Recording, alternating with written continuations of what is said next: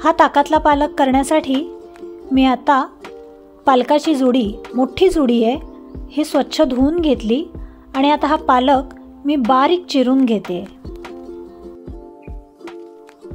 फोडणीसाठी पॅनमध्ये 2 चमचे तेल घेतले. तेल गरम झालं की त्यात मोहरी, थोडंसं जिरं,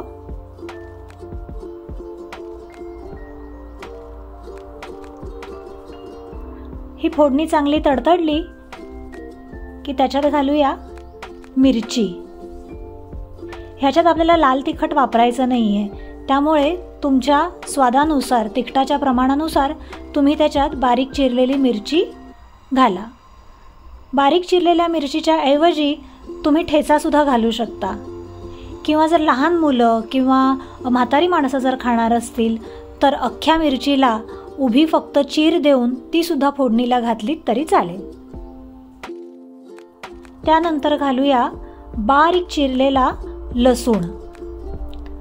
पालकामध्ये लसणाची ही चव खूप छान लागते.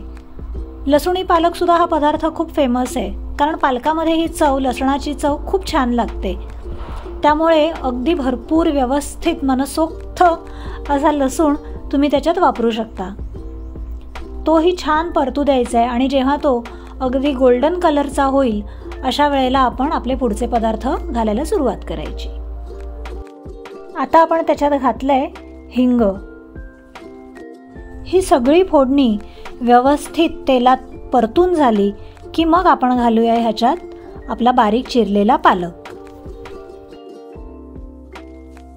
हा पालक तेलावर छानपैकी परतून घ्यायचा. एक 4 ते 5 मिनिटाने तो आळायला सुरुवात होते. मग आपण त्याच्यात घालायचे आपले पुढचे पदार्थ. आता तुम्ही बघताय थोड्याच वेळात आपला पालक कसा आळायला येते, म्हणजे कमी झालाय. पालकाला स्वतःचंच पाणी सुटतं, त्यात तो व्यवस्थित शिजतो. अजून आपण वरून कुठलंही ॲडिशनल पाणी घातलेलं नाही. आता घालूया भाजलेले शेंगदाणे. आता हे शेंगदाणे पालकात व्यवस्थित शिजेपर्यंत आपण इथे एका वाटीत 3 ते 4 चमचे दही घेतले. आता या दह्यात पाणी घालून आपण त्याचं ताक करूया, कारण आपण ही जी पालकाची भाजी करतोय ही ताकातली पालकाची भाजी आहे. सो त्याच्यासाठी आपल्याला ताक करायला हवं. आता ह्या ताकात 2 चमचे चण्याचं पीठ घालायचंय आणि ते व्यवस्थित ह्या ताकात मिक्स करून घ्यायचे. आता तुम्ही बघताय आपला पालक आणि हे शेंगदाणे व्यवस्थित शिजलेले आहेत.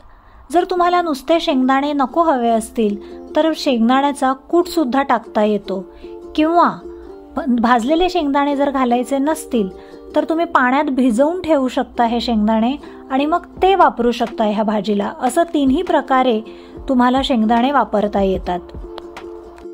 आता आपण हळद आणि मीठ घातलेलं आहे भाजीत आणि आता वेळ आहे ते आपलं ताक घालायची.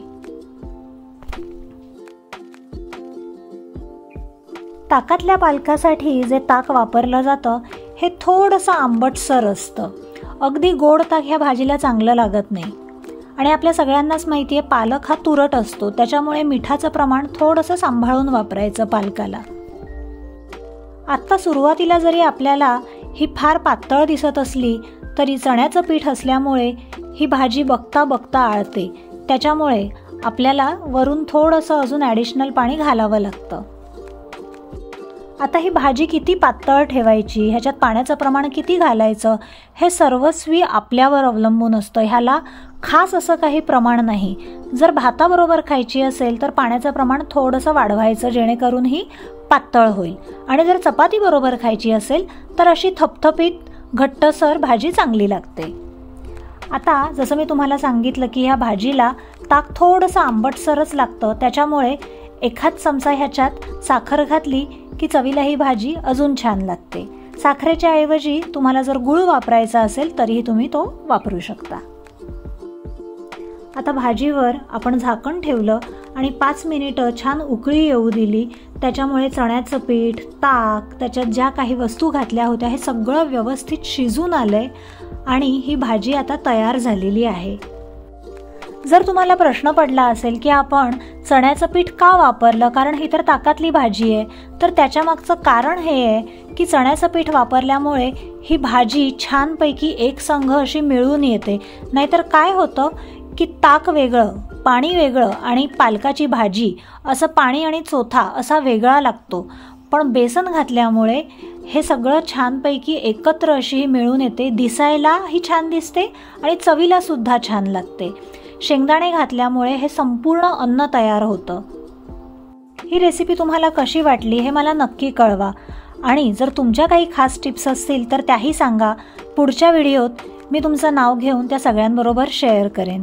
चॅनलला अजून सबस्क्राईब केलं नसेल तर नक्की करा. बाय.